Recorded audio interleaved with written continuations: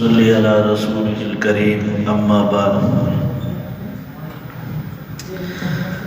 آج الحمدللہ سورۃ الشورى، سورہ زخرف اور سورۃ الدخان، سورۃ الجاثیہ کی تلاوت ہوئی۔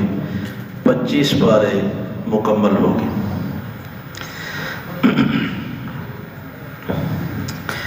کچھ حصہ سورہ حامیم سجدہ کا بھی پڑھا گیا۔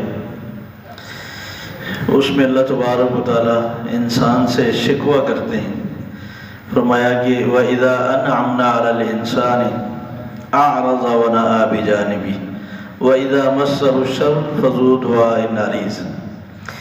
جب ہم انسان پر کوئی احسان کریں تو یہ ہمیں بھول جاتے ہیں، ہم منہ موڑ لیتے ہیں، اور جب کسی تکلیف میں ڈالیں تو پھر لمبی لمبی دعائیں مانگتے ہیں۔ جس کی اولاد نہ ہونا لمبی لمبی دعائیں مانگے گا اور اولاد ملنے کے بعد بھول جائے گا۔ جو بیمار ہو ساری ساری رات دعائیں مانگے گا، جب ٹھیک ہو جائے تو بھول جائے گا۔ بے روزگار ہو تو سب سے کہے گا دعا کرو، روزگار مل جائے تو کون اور میں کون۔ ہر حال میں اللہ کو یاد رکھنا چاہیے۔ اللہ کو یاد رکھنے کا فائدہ ہی ہے۔ آپ صلی اللہ علیہ وسلم نے فرمایا کہ جس کا جی چاہتا ہے کہ تکلیف اور پریشانی میں اس کی دعائیں قبول ہوں تو خوشی میں بھی وہ اللہ کو نہ بھولے۔ آپ سے پوچھا گیا کہ سب سے اچھا صدقہ کون سا ہے؟ فرمایا کہ جو خوشحالی میں اچھے حالات میں کیا جائے وہ سب سے اعلیٰ صدقہ۔ دکھ اور تکلیف میں تو ہر ایک کرتے ہیں، ہم اپنے رب کو سمجھ ہی نہیں سکے۔ اصل بات یہ ہمیں لینا ہی نہیں آیا۔ سورہ شورى میں اللہ تبارک و تعالیٰ نے مسلمانوں کی تعریف کی ہے، امرہم شورى بینہم۔ یہ صحابہ کا تذکرہ ہے کہ وہ سارے کام مشوروں سے طے کرتے۔ جب تک مسلمان مشوروں سے اپنے معاملات کو طے کرتے رہے ہیں تو خیر پر رہتے ہیں۔ جب انا آ جائے کہ بس میں کافی ہوں تو پھر گھاٹا اور نقصان ہی نقصان۔ خلفائے راشدین کا جو نظام اتنا خوبصورت اور کامیاب تھا، اس کے پیچھے کیا چیز تھی؟ سارے کام شورا طے کرتی تھی۔ کتنے فیصلے ہیں حضرت عمر رضی اللہ تعالیٰ عنہ کی، جو حضرت علی رضی اللہ تعالیٰ عنہ نے نشاندہی کی کہ نہیں یہ صحیح نہیں یہ صحیح ہے۔ حضرت عمر نے صرف تسلیم ہی نہیں کیا، شکریہ ادا کیا۔ ابو بکر صدیق رضی اللہ تعالیٰ عنہ خلیفہ ہیں، لیکن شورا نے اگر کوئی چیز طے کی ہے سارا خوب۔ یہ رسول اکرم صلی اللہ علیہ وسلم کو اللہ نے حکم دیا وَشَاوِرْهُمْ فِي الْأَمْرِ فَإِذَا عَزَمْتَ فَتَوَكَّلْ عَلَى اللَّهِ۔ آپ صحابہ سے مشورہ کیا کریں، یہ امت کو سکھانا تھا۔ اللہ ہمیں عمل کی توفیق نصیب فرمائے۔ فرمایا کہ سورہ شورى میں لَهُ مَقَالِيدُ السَّمَاوَاتِ وَالْأَرْضِ، آسمان و زمین کے تمام خزانے اللہ کے قبضے میں، اس کی چابیاں اللہ کے ہاتھ میں، یعنی یہ سارے اختیارات اللہ کے پاس ہیں۔ کسی کی روزی بڑھانی، کسی کی گھٹانی، یبسط الرزق لمن یشاء ویقدر، وہ رب اپنی مرضی سے جس کی روزی چاہتا ہے بڑھاتا ہے، جس کی چاہتا ہے کم کر دیتا ہے۔ کہتے ہیں میرے مقدر میں تو بہت کچھ تھا لیکن ظالموں نے بند کر دیا۔ اللہ فرماتے ہیں انہ بکل شیء علیم، اللہ جس کی روزی کم کرتا ہے اس کو بھی اچھی طرح جانتا ہے، جس کی بڑھاتا ہے اس کو بھی اچھی طرح جانتا ہے۔ یہ بیچ کا ظالم کون ہے جو ہماری روزی اللہ سے چھین لیتا ہے؟ کسی کے اختیار میں نہیں۔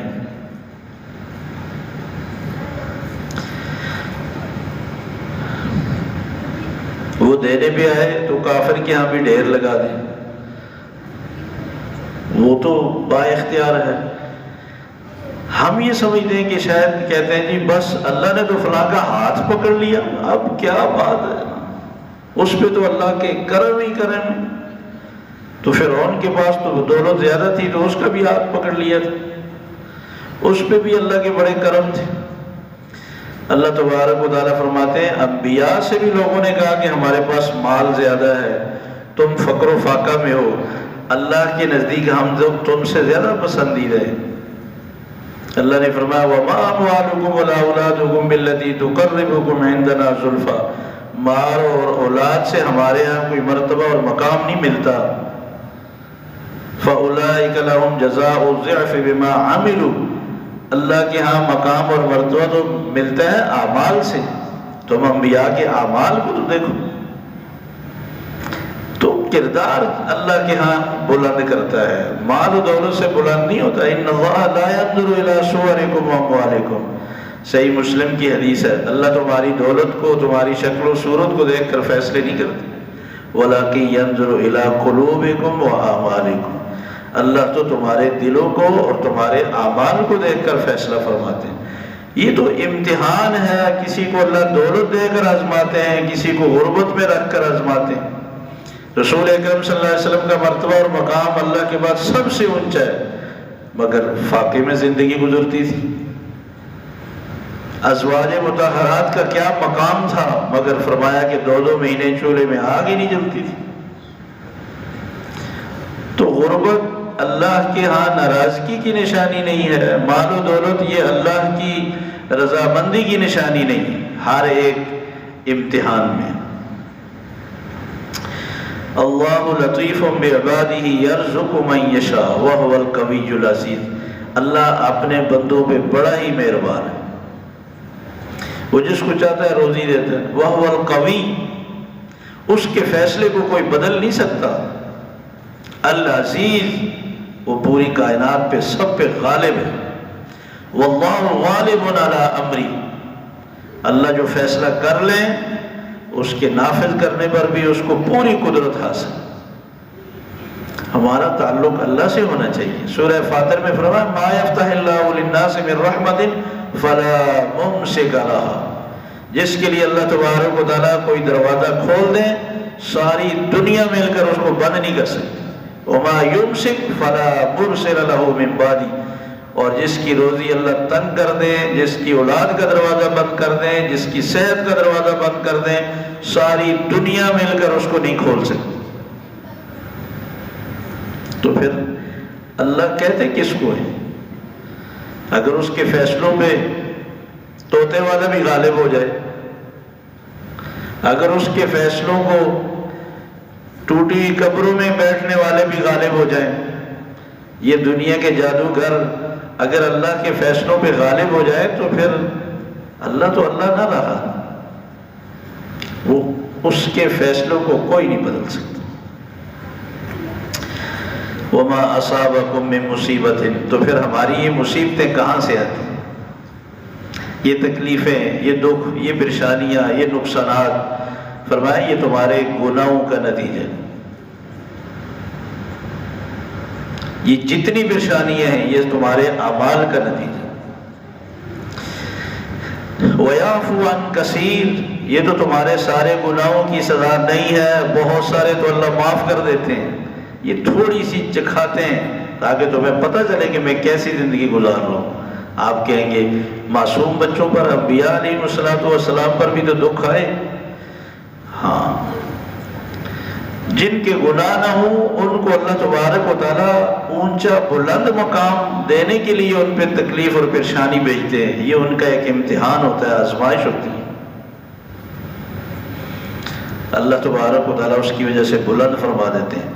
بچوں کی تکلیف اور بیماری پر ماں باپ کی ایک آزمائش اور امتحان ہوتا ہے، اللہ تبارک و تعالیٰ ان کو اونچا مقام دیتے ہیں۔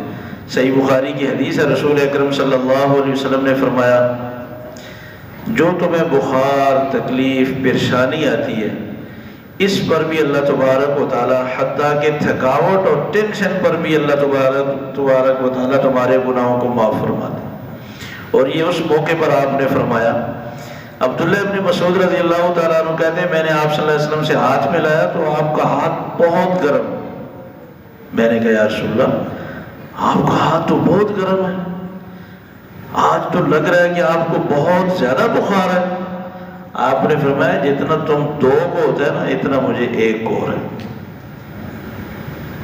تو کہتے ہیں میں نے مذاق کے طور پر کہا پھر تو آپ کو ثواب بھی زیادہ ہوگا.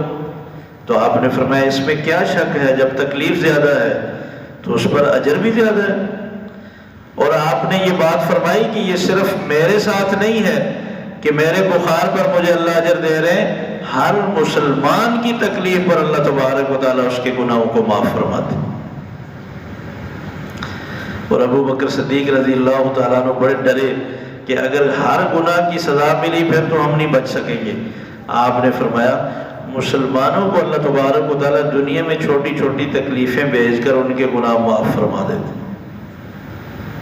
بعض لوگوں پر کوئی لمبی بیماری ڈالتے ہیں، فرمایا جب وہ دنیا سے ان کا جنازہ اٹھتا ہے تو ان کا کوئی گناہ باقی نہیں ہوتا. سبحان. اور آپ نے فرمایا کفار پر اللہ بیماریاں بہت کم، ان کو تکلیف نہیں دیتے، ان کو پریشانیوں میں نہیں ڈالتے، اس لیے کہ ان کی ساری سزائیں آخرت میں رکھی، اور مسلمان کی ساری تکلیفیں دنیا میں چھوٹی موٹی کر کے اس کو فارغ کر دیتے ہیں، آخرت میں انعامات ہی انعامات. ہم خوش ہیں اسی پر. ہمارے رب کی کتنی اچھی تدبیر ہے. اللہ تبارک و تعالی ہماری بیماریوں کو، تکلیفوں کو ہمارے گناہوں کا کفارہ بنائے. آپ جب کسی مریض کے پاس جاتے ہیں آپ فرماتے لا بأس طہور انشاءاللہ، تکلیف تو ہے لیکن کوئی بات نہیں، تمہارے گناہ صاف ہو رہے ہیں. پھر فرمایا للہ ملک السماوات والارض یخلق ما یشاء، آسمان و زمین کا راج اور بادشاہ اللہ کے ہاتھ میں ہے، وہ جیسے چاہے پیدا کرے، کسی کو بیٹا دے، کسی کو بیٹی دے، کسی کو چاہے تو دونوں دے دے، کسی کو چاہے تو باج رکھے، وہ ہر ایک کو خوب جانتا ہے. یہ صرف اللہ کا اختیار ہے. اللہ نے یہ اختیار نہ کسی نبی کو دیا، نہ کسی ولی کو دیا، نہ کسی فرشتے کو دیا. ابراہیم علیہ السلام 80 سال تک اللہ سے رو رو کر اولاد کے لیے دعائیں مانگتے رہے. زکریا علیہ السلام نے کتنی دعائیں مانگی، اور جب اللہ نے خوشخبری سنائی تو خود حیران رہ گئے کہ اس عمر میں کیسے اولاد ہوگی. جب اللہ نے دی تو ساری زندگی اللہ کا شکر ادا کرتے رہے کہ اس بڑھاپے میں میرے رب نے مجھے کیسے اسماعیل اور اسحاق جیسے بیٹے دیے. رسول اکرم صلی اللہ علیہ وسلم کی اکثر بیویوں کی اولاد ہی نہیں ہوئی، صرف ساری اولاد حضرت خدیجہ رضی اللہ تعالیٰ عنہ سے ہوئی. اما عائشہ صدیقہ رضی اللہ تعالیٰ عنہ کی گود خالی رہی ہے. کیا دعائیں نہیں مانگی ہوں گی اما عائشہ نے؟ رسول اکرم صلی اللہ علیہ وسلم سے درخواست نہیں کی ہوگی؟ لیکن یہ اختیار تو صرف اللہ کا. لوگ کتنے سادے، بعد مزارات پہ جا کر ایسے جولی پکڑ کے کھڑے ہوتے ہیں، کہتے ہیں اوپر سے جتنے پتے گریں گے نا جولی میں بس اتنے بچے ہوں گے. کیسے؟ چادریں پکڑ کے کھڑے ہوتے ہیں، ڈولیاں بنائی اور اس میں بیٹھتے ہیں، کہتے ہیں اس میں بیٹھیں گے تو بس اولاد ملے گی. لے ککڑ تو دے پتر، ایک مرغ دے کر بیٹا لینا سمجھتے ہیں کہ بس اب تو طے ہو گیا. یہ سودے یہاں نہیں ہوتی، یہ فیصلے آسمانوں پر ہوتے. اللہ ہمیں سمجھ عطا فرمائے. مشرکین مکہ نے سورہ زخرف میں، سورت کا نام زخرف اس لیے، زخرف سونا چاندی کو کہتے ہیں. اللہ تبارک و تعالیٰ فرماتے ہیں وَلَوْلَا يَكُونَ النَّاسُ أُمَّةً وَاحِدَةً لَجَعَلْنَا لِمَن يَكْفُرُ بِالرَّحْمَنِ لِبُيُوتِهِمْ سُقُفًا مِّن فِضَّةٍ وَمَعَارِجَ عَلَيْهَا يَظْهَرُونَ. اگر یہ ہمیں اندیشہ نہ ہوتا کہ سارے ہی مسلمان کفر میں دوڑ پڑیں گے تو ہم کافروں کی چھتیں بھی سونا چاندی کی بناتے، ان کی سیڑھیاں بھی سونا چاندی کی ہوتی، ان کے بیڈ بھی سونا چاندی کے ہوتے، تکیے بھی سونا چاندی کے ہوتے، اتنا مال دیتے. لیکن مسلمانوں کا ایمان خطرے میں پڑ جاتا. کارڈ کے لیے لوگ اپنے آپ کو کافروں میں شمار کر کے کارڈ حاصل کرتے. کیسے دھوکے کرتے، کسی کو بیوی کسی کو شوہر بنا کر کارڈ حاصل کر، کیسی کیسی وارداتیں کر. کوئی ایمان نہیں، کوئی امانت داری نہیں، پیسے کی. لیکن یہ تو تھوڑا، اگر زیادہ ہوتا تو کیا حال ہوتا. تو فرمایا اس کی کوئی حیثیت نہیں. اللہ تبارک و تعالیٰ کے ہاں مال کی کوئی حیثیت نہیں.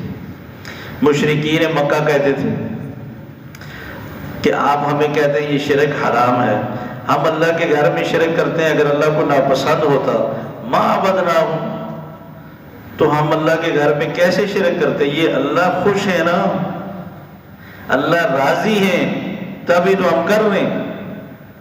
اللہ تبارک و تعالیٰ نے فرمایا کہ ان کے پاس کیا دلیل ہے کہ اللہ راضی ہے؟ ان کے پاس کوئی دلیل نہیں، یہ ایسے ہی اندازے کے تیر چلا رہے ہیں. ام آتیناہم کتابا من قبلہ فہم بہ مستمسکون، کیا ہم نے کسی آسمانی کتاب میں، کسی کتاب میں یہ بات نازل کی ہے کہ ہم شرک پہ خوش ہیں اور یہ اس دلیل کو لے کر بیٹھے ہوئے؟ اور جب بھی ہم ان سے کہتے ہیں کہ یہ پیغام، یہ ہدایت تمہارے پاس آئی ہے، اس کو قبول کرو، جب بھی کسی نبی نے کہا کہتے ہیں انا وجدنا آباءنا علی امتی و انا علی آثارہم مقتدون، ہم نے اپنے باپ دادا کو یہ جس طریقے پر دیکھا ہے اسی پر ہم قائم رہیں گے، ہم اس کو نہیں چھوڑیں گے. آپ اپنی دعوت اپنے پاس رکھیں. ہر نبی کو امت نے یہی جواب. نبی نے کیا کہا؟ اولو جئتکم بأہدی، کیا میں اگر تمہارے باپ دادا کے طریقے سے بھی اچھا خوبصورت طریقہ اللہ کی طرف سے پیش کروں، زیادہ ہدایت والا، تب بھی تم نہیں مانو گے؟ تو انہوں نے کہا کہ ہمیں نہیں چاہیے. فانتقمنا منہم، جب انہوں نے اتنی ضد اور ہٹ درمی کی تو پھر ہم نے ان سے انتقام لیا.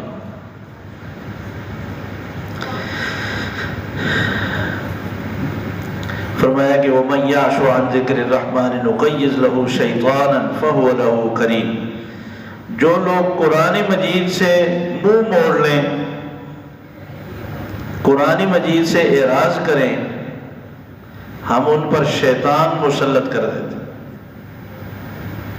یہ بات بڑی گہری ہے. اللہ تبارک و تعالیٰ فرماتے ہیں جو لوگ قرآن مجید سے منہ موڑ لیں ہم ان پر شیطان مسلط کر دیتے. قرین کہتے ہیں دوست کو، ہم شیطان کو اس کا دوست بنا دیتے.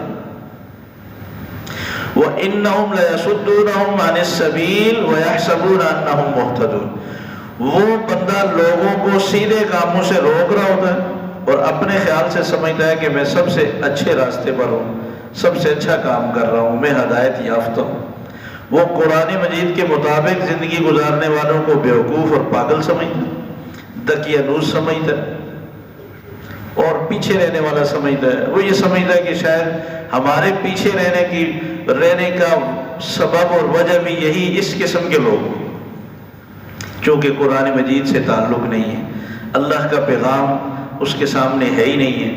شیطان اس کے بری سوچ کو، برے کاموں کو اتنا خوبصورت بنا کر اس کے سامنے پیش کرتا ہے، وہ اسے نیکی سمجھ کر لوگوں میں پھیلا رہا ہوتا. اللہ ہماری حفاظت فرمائے. اس لیے ہر ایک کا قرآن مجید سے تعلق ضروری ہے. جس کا تعلق قرآن مجید سے ہے وہ براہ راست اللہ تبارک و تعالیٰ سے ہی، اللہ کے کلام سے رہنمائی لیتے ہیں. فرمایا الاخلاء یومئذ بعضهم لبعض عدو الا المتقین، یہ جو دوست ہوتے ہیں نا یہ انسان کو تباہ کرنے والے ہوتے ہیں. آخرت میں یہی دوست دشمن ہوں گے. ہر دوست دوسرے دوست پہ غصہ ہوگا کہ میری آخرت اس نے برباد کی، مجھے گمراہ کرنے والا یہ شخص. الا المتقین، سوائے نیک پرہیزگار لوگوں کے.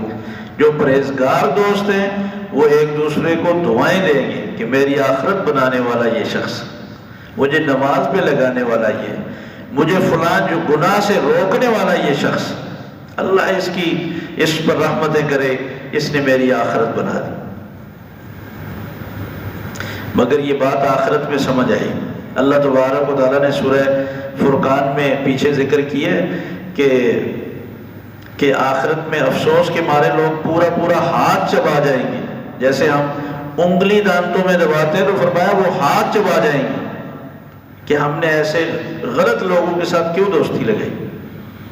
آپ صلی اللہ علیہ وسلم نے فرمایا غور کرو تم نے کیسے دوست بنائے ہیں، برے دوست بناؤ گے تو بری عادات آئیں گی، اچھے دوست بناؤ گے تو تمہارے اخلاق بھی اچھے ہوں گے، عادات بھی اچھے ہوں گے۔ وَهُوَ الَّذِي فِي السَّمَاءِ إِلَٰهٌ وَفِي الْأَرْضِ إِلَٰهٌ، فرمایا آسمانوں میں بھی اللہ ہی الہ ہے، زمینوں میں بھی اللہ ہی الہ ہے۔ اللہ الہ ہے، اللہ کو تو سب مانتے ہیں، الہ کہتے ہیں جس کو مشکلوں میں پکارا جائے، الہ اس کو کہتے ہیں ہر طرح کی عبادت جس کی جائے۔ تو فرمایا آسمانوں میں بھی فرشتے اسی اللہ کو الہ سمجھتے ہیں، ہر مشکل میں اس کو پکارتے ہیں، زمینوں میں بھی ساری مخلوقات، صرف انسان ہی تو نہیں نا، آخر مچھلیاں بھی کسی کو پکارتی ہیں، پرندے بھی کسی کو پکارتے ہیں، ان کو روزی دینے والا کون ہے؟ یہ جانوروں کو اولاد دینے والا کون ہے؟ یہ سب اس ایک اللہ کو پکارتے ہیں۔ انسانوں کو بھی کہا کہ تم بھی اللہ کو پکارا کرو، اللہ کے علاوہ کوئی اور الہ نہیں ہے۔ فرمایا فرعون کو دیکھیں سورہ دخان میں، کم ترکو من جنات و عیون، کیسے کیسے باغات، کیسی کیسی نہریں چھوڑ کر، وہ کیسے کیسے محلات اور کیسی کیسی نعمتیں چھوڑ کر دریائے کلزم میں جا کر غرق ہوئی۔ فما بکت علیہم السماء والارض، نہ آسمان رویا ان پر نہ زمین روئی۔ رسول اکرم صلی اللہ علیہ وسلم نے فرمایا جب نیک لوگ دنیا سے اٹھتے ہیں نا تو پھر زمین کے وہ راستے جن پر وہ چلا کرتے تھے وہ بھی روتے ہیں۔ زمین کی وہ جگہ جہاں وہ نیک بندہ عبادت کرتا ہے وہ بھی روتی ہے، آسمان کے وہ دروازے جہاں سے اس بندے کے نیک اعمال اوپر جایا کرتے تھے وہ بھی روتے ہیں اس کے لیے۔ یہاں اللہ تبارک و تعالیٰ نے یہ جو فرمایا کہ فرعون اور اس کی قوم کے لیے نہ آسمان رویا نہ زمین روئی، کیسی کیسی نعمتیں اللہ نے چھینی اور اس مظلوم قوم کو اس پورے ملک کا وارث بنا دیا۔ پھر اللہ تبارک و تعالیٰ نے اس درخت کا ذکر فرمایا جو جہنم میں اگے گا، جہنمیوں کی خوراک ہوگی، اس کے کھانے کے بعد اچھا وہ ہوگا ہرا، ہرا دیکھ کر ٹوٹ پڑیں گے جہنمی کہ کم از کم اس ہرے کو دیکھ کر، اس سبزے کو کھا کر کچھ تو راحت ملے، لیکن وہ آگ سے زیادہ گرم ہوگا، وہ اتنا گرم ہوگا اور اندر فرمایا کہ تانبے کی طرح ایسے ابلے گا، کغلی الحمیم، جیسے گرم پانی ابلتا ہے۔ اور فرمایا ثم صبوا فوق رأسی من عذاب الحمیم، اور پھر گرم پانی اس کے سر پہ ڈالا جائے گا اور کہا جائے گا ذق انک انت العزیز الکریم، اس عذاب کو چکھو۔ دنیا میں تم اپنے آپ کو معاشرے میں بڑا معزز سمجھتے تھے، بڑا باعزت سمجھتے تھے، اور تھے تم اللہ کے نافرمان باغی۔ اللہ حفاظت فرمائے۔ اور پھر اللہ تبارک و تعالیٰ نے جنت کی نعمتوں کا جو تذکرہ فرمایا کہ امن والی جگہوں پہ عزت والے محلات میں رہ رہے ہوں گے اور ہم ان کی شادیاں کرائیں گے حوروں سے، لا یذوقون فیہا الموت الا الموتۃ الاولی، اب نہ بیماری نہ موت، وہ جو آ چکی ہے ایک دفعہ موت، اب اس کے بعد کبھی موت نہیں آئے گی۔ فرمایا یہ اللہ کا سب سے بڑا فضل ہے جس پر اللہ تبارک و تعالیٰ فرما دیں۔ سورہ جاسیہ، جاسیہ کے معنی ہے گھٹنوں کے بل گر جانا۔ اس سورت کا نام جاسیہ اس لیے فرمایا قیامت کے دن اتنی گھبراہٹ ہوگی کہ ہر آدمی کھڑا نہیں ہو سکے گا خوف کے مارے، اور ہر آدمی کو، ہر گروہ کو بلایا جائے گا اور کہا جائے گا یہ تمہارا نامہ اعمال ہمارے پاس ہے، ساری زندگی کی تمہارے سارے کام اس میں محفوظ ہیں۔ ھذا کتابنا ینطق علیکم بالحق انا کنا نستنسخ ما کنتم تعملون، دنیا میں جو جو تم کام کرتے رہے ہم نے سب لکھ رکھے، اور کھول کر سامنے رکھا جائے گا، کہا جائے گا اب پڑھو، تمہارے محاسبے کے لیے یہی کافی۔ حقیقت یہ ہے کہ اگر ہم صبح سے شام تک خود اپنے جتنے بھی کام ہیں نا ان کو لکھ کر پڑھیں تو ہمیں اندازہ ہو کہ ہمارا نامہ اعمال کیسا تیار ہو رہا ہے۔ اللہ ہمیں اپنے پچھلے گناہوں پہ معافی مانگنے کی توفیق نصیب فرمائے۔ آج تاک رات ہے، خوب اللہ سے دعائیں مانگیں، انشاءاللہ 3 بجے دعا بھی ہوگی۔ اللہم انت السلام و منک السلام تبارکت یا ذا الجلال والاکرام۔ یا اللہ ہمارا بیٹھنا، بولنا، سننا